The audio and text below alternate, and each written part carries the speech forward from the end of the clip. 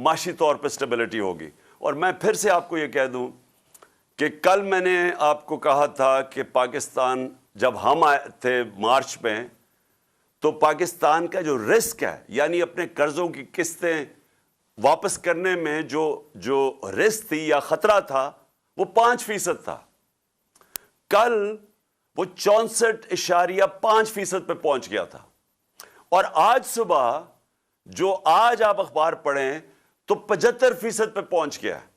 यानी कि आज बाहर की दुनिया समझती है कि अगर वो पाकिस्तान को कर्जा दें तो 75% चांस है कि पाकिस्तान कर्जे वापस देगा, डिफॉल्ट कर जाएगा। और ये इतना खतरनाक है क्योंकि जब ये दुनिया ये देखती है तो कोई बाहर की दुनिया पाकिस्तान में सरमायाकारी नहीं करेगी। कोई भी कमर्शियल बैंक्स बैरूनी